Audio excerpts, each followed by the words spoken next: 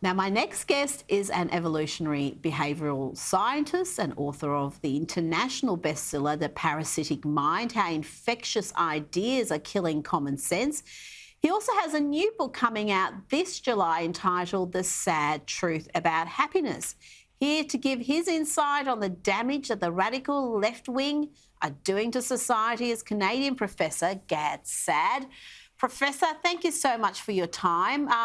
Let's start in the world of academia. The president of Cornell University has announced that free expression would be the theme for the academic year. But, I mean, that's wonderful. But she also wants to promote DEI, diversity, equity, inclusion, just as strongly as free expression. Can those two things happily coexist on a university campus?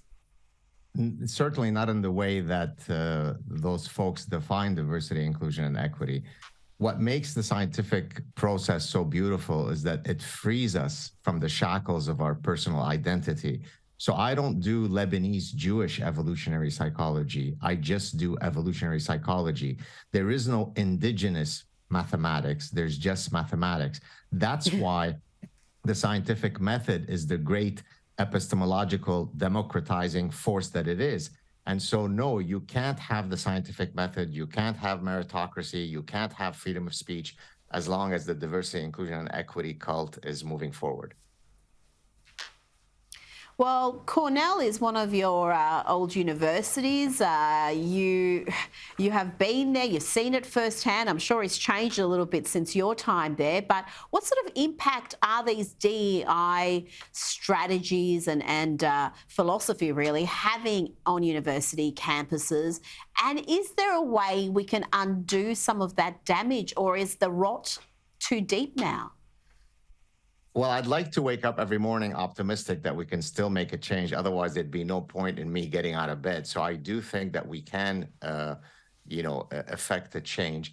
But look, the rot, as you say, is everywhere. So, for example, I have taken the very regrettable decision of not to apply for the next round of scientific grants because I can't bring myself, Rita, to fill out those diversity, inclusion, and equity statements. I would feel that I would be a fraud. I would be inauthentic. How could I, from this side of my mouth, rail against all the nonsense of diversity, inclusion, and equity? And yet when it comes to my careerist advancement, then I play along. And so here I am, a professor for nearly 30 years who's, published a lot, who's been very productive, who I've taken the willful decision of not applying for a grant because of diversity, inclusion, and equity. So now take my situation, multiply it by 100,000 different ways, and you get a complete cancerous rot. It's grotesque, and I hope that we'll be able to defeat it soon.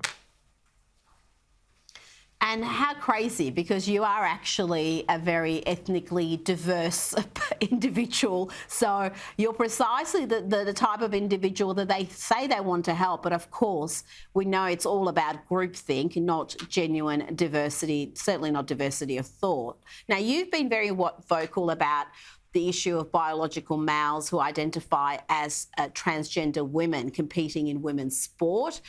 You recently tweeted in your typically droll style saying, "It's truly unfair when biological males who self-identify as women are not allowed to crush the dreams and aspirations of biological females. What is the world coming to when biological males can't defeat biological females in a women's competition?"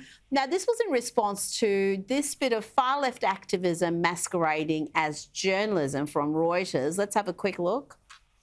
The 21-year-old has been training hard to improve her timings in the 200-meter.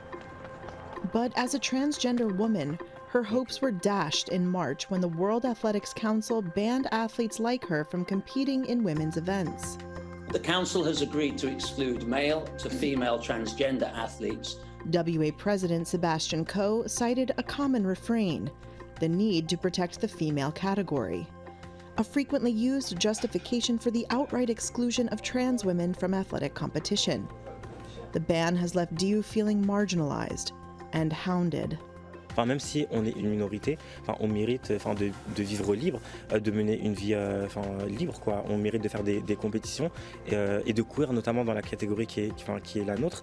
Et enfin, on nous refuse cela, quoi. Enfin, le seul garde-fou que les femmes trans bénéficient, c'est le droit de vivre, le droit de vivre libre. Et enfin, on leur refuse cela. Pour moi, c'est de l'acharnement, quoi.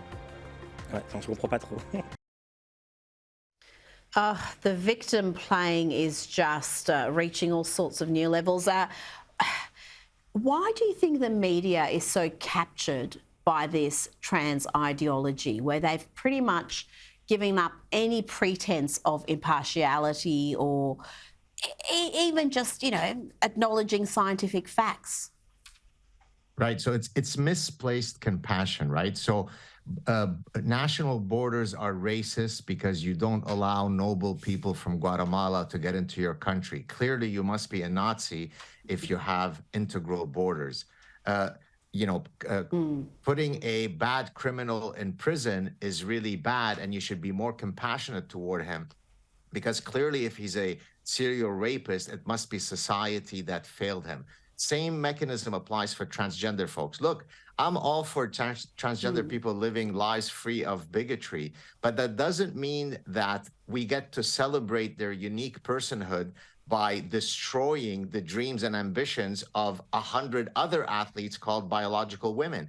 So it's a case of misplaced orgiastic compassion that is being targeted in the wrong places. And by the way, all of this nonsense only starts because you allow the granddaddy of all idea pathogens, which I discuss in The Parasitic Mind, which is postmodernism, to flourish, right? Postmodernism says that there are no objective truths other than the one objective truth, that there are no objective truths. Therefore, using the magical wand of the trans prefix, voila, I can take a man with a 9-inch penis and he suddenly becomes a woman simply by identifying himself as a woman. And if you say anything against that, then you're a bigot. It has to end. It can't make sense that in the 21st century, we are having these types of conversations. Even the folks that were involved in the Salem witch hunts 400 years ago were not this insane. This has to stop, and we must return to reason.